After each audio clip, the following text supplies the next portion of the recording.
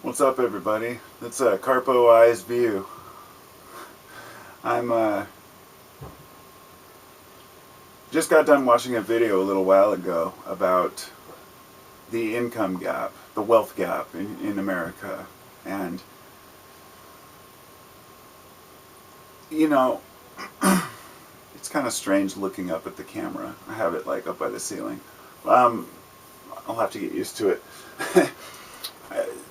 It leads me to this weird thought about, we have this idea of what we think the income gap really is, and there's a lot of talk about spreading the wealth and fairness, equality, and really what it comes down to is people being able to eat and to afford to live.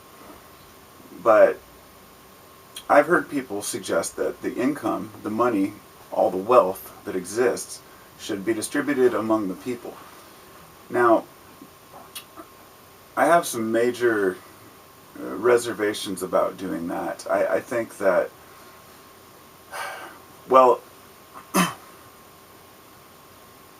my personal thought is that if we were to take all the money that supposedly exists, and for those who don't know, just because money exists on paper doesn't mean it really exists. And I don't mean that it doesn't really exist in material paper form. I mean that it doesn't exist at all.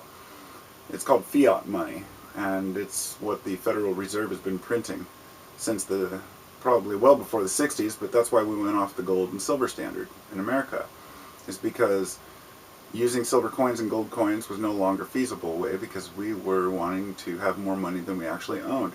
By printing money, America is able to take this money and use it in other countries, and without any type of actual gold to back it. We don't have gold to back our money anymore. So in the end, when everybody calls in their debts, it's over. We lose. And that's what happened with China. China recently, they have America by the balls because we owe China. They basically own our national debt. In fact, a couple of years ago, I think it was last year, the U.S. Treasury sent China a shipment of gold bars as a payment. And when they did an assay test, China found out we had actually sent them fake gold. It was gold-plated bars. And to think of a country doing that, a government doing that, basically robbing someone, needless to say, my view is that this money that doesn't exist, if we were to spread the wealth out among the people, it would make matters worse. It may start out seeming better, because everyone would have extra money.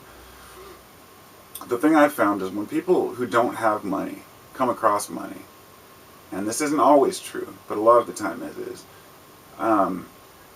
they're really poor at managing that money, And somebody wins the lottery and they're like, I'm going to buy me a house, I'm going to buy my mom a house, I'm going to buy my friends a house, I'm going to go buy me a Ferrari. I know a lot of people don't do that, but a lot of people do, and in their minds, they say, well, this is my money, I deserve it. And I've heard this a lot. People tend to think they deserve things. They think that, well, I haven't had mine, so I'm going to get mine. And I think that leads to a lot of problems. We have people who are really good with managing money. And I know people who have won the lottery and they still live in a tiny little house and don't even really spend any of it. And but think of it this way. When you win the lottery, let's say, or come across an inheritance or a large amount of money, that doesn't mean you got lucky or you now have to waste that money away in your lifetime. What it means is you're a manager. We are all custodians of income.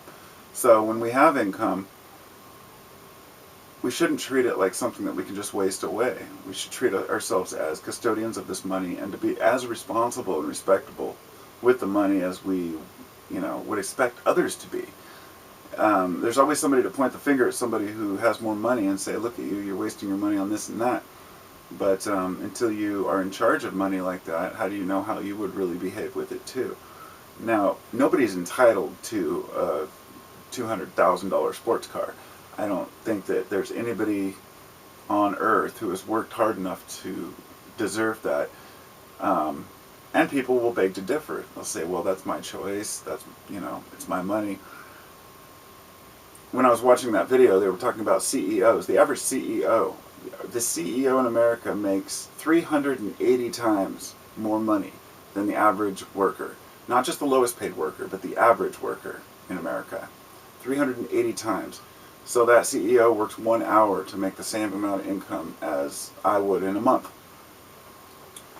So, you know, it's disgusting. You know, it really is. These people have money that they haven't earned, and I've heard people say, well, you know, since they've, you know, we've worked really hard. You know, I work all day long, and it's really hard to keep a company going, and I deserve what I have. And it's just, I don't see it that way. I don't. But if you start putting a cap on people's income, then all of a sudden people start screaming socialist communist. So what do? You know, we're stuck in the middle. We have to figure out a way to not to spread the income among the people. Now here's my thought on this. If we were to spread the income among everyone, let's say take all the money in the world, not income, sorry, but the, you know, if all the money that we have in this country, say, was split among the people, there wouldn't be enough stuff to buy with that money. And this is what I'm getting at, is that it's all about supply and demand. Well, as soon as people start making more demands, then the supply will run out. And if everyone had, let's say, enough money to buy, everyone in the world tomorrow had all the money they needed to do what they needed to do, anything they wanted to do,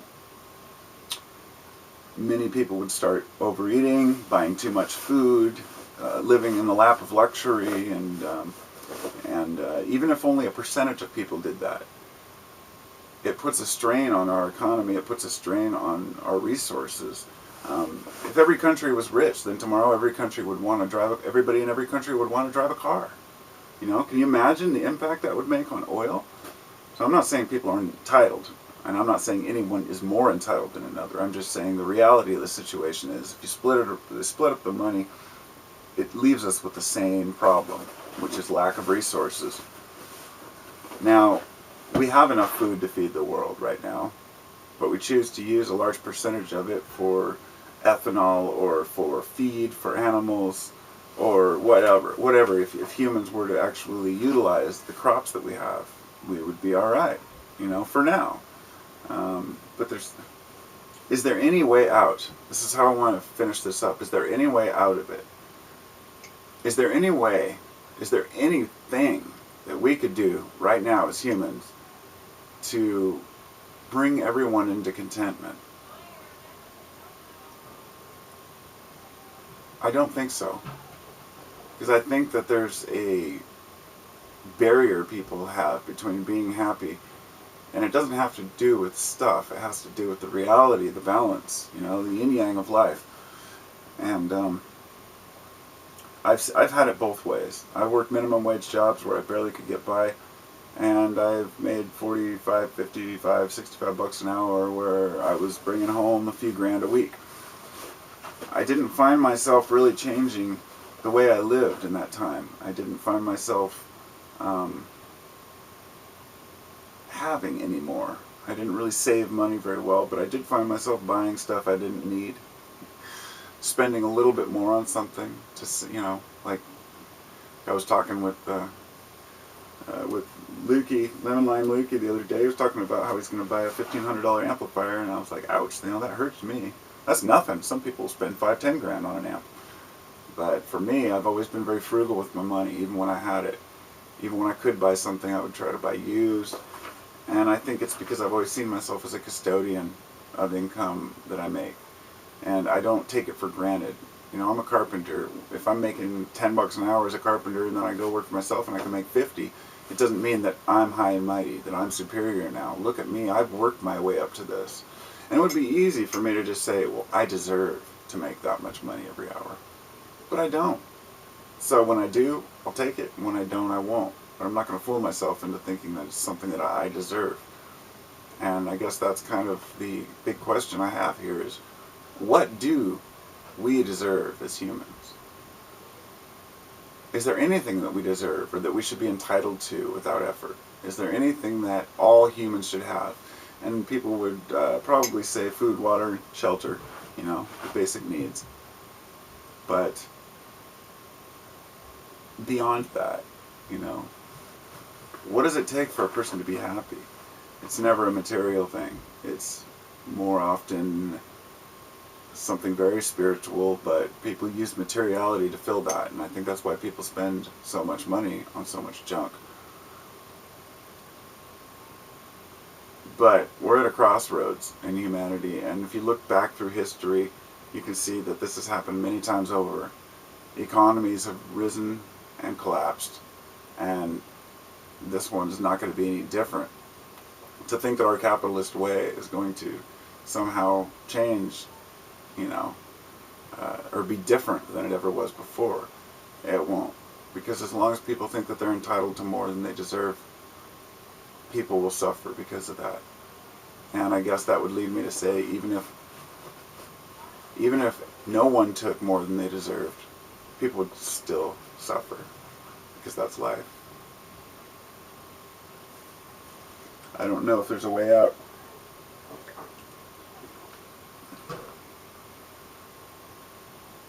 I really don't. Namaste, everybody. Hope everybody's doing great today.